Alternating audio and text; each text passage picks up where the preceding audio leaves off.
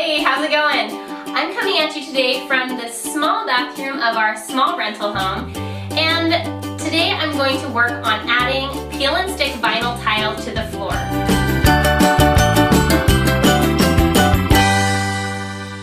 The floor in this bathroom is painted wood, but not like hardwood, nice wood. It seems like it's almost like the subfloor that they just didn't ever add anything to and just have painted over time. And so it's terrible. There's chunks coming out of it, there's divots in it. Basically, with all of the moisture that happens in a bathroom with the shower and the bathtub, it has started to kind of rot. So because of all of the issues with the actual flooring, I'm going to start by smoothing the floor with this pre-mixed patch and level flooring and smoothing compound. It's sort of like the mud that you would add to a wall over a hole or to repair sheetrock, except for it's specifically for floors, and it's self-leveling, so you should be able to add it all in there, smooth it out, and let it dry, and then that will give me an even surface. And once I have an even surface, I'm going to add this really fun vintage-inspired black and white peel and stick vinyl tile. Isn't that cool? It's like a giant sticker. Now, I'm not like a licensed contractor. I am just a good old-fashioned home DIYer, and so I'm not going to say that anything that I'm doing is correct or the way that you should do it or anything, but I just wanted to share the experience because I think that a lot of us have small problems or issue places in our home where a little DIY can make a big improvement. So don't feel nervous if you've never done anything like this before, or if you're not a super duper handy person. I think that you'll be able to figure this one out. It's just laying giant stickers on the floor, so we got this. So before I get started, I thought I'd just give you a quick visual tour of the space. When we first looked at the house and decided to rent it, the bathroom was pretty sad. Everything in the whole house, in fact, with this kind of beigey yellow color. There were all sorts of odd pieces of hardware that had gone up in the bathroom. I started taking things down and added a nice fresh coat of white paint, which made a huge difference. I just got in here with a sprayer, sprayed the walls, the ceiling, and I think that with the white paint, some new hardware and shelving, and the floor, everything's going to be looking pretty awesome. As good as it's going to get for now, and definitely a lot better than it was. So to get started, I'm just going to use this pre-mixed patch and level and start adding it to the divots in the floor.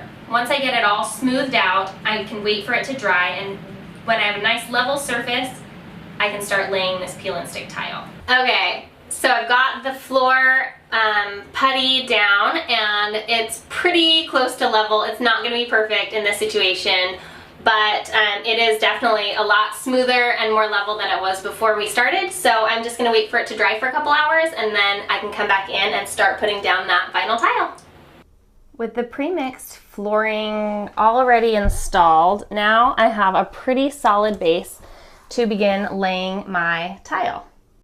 So this peel and stick tile is pretty amazing. It's like a giant sticker, and all you have to do is peel back the paper backing and then stick it to the floor. The instructions on the tile box itself recommend that you start in the center point of the room, so then you have really even lines starting from the center going out to all of the edges. And that's gonna work in here. I probably only have 4 tiles that will actually make it down on the floor in the center in here because the room is so small before I start having to cut. And so I'm gonna start laying them down, and then I'll show you how I like to cut around the edges so that they fit around the toilet and into kind of the little bits here and there. I just peeled off one tile, peeled off all of the paper backing, and then found the, I'm actually following the lines from where these previous sort of wood tiles are on the floor in here, and so I just laid it down flat. I'm gonna press it in and then get started on the next one. I've laid pieces down even over my mixed flooring filler here, and it's not totally perfectly flat, but it's gonna work, and it seems like it's still sticking okay over here. Here's a spot right here by the toilet where the full tile is not gonna work, and so what I'm doing, and again, this might not be the most perfect method, but I'm kind of just bending the tile up so that I get a feel of where exactly it's gonna go, and then I'll pull this piece off and cut along that edge so that it fits pretty tightly to the toilet itself. I'm just cutting with regular scissors, and this tile is so thin that it works just fine. So this piece has gone down with a little bit of space between the toilet bottom and the tile. And once I get all of the pieces in, I'll just add a little bathroom caulking around the edges, and that should help. On straight edges like this one next to the bathtub, a tape measure can be really helpful to just know exactly where you need to make your cut on your tile.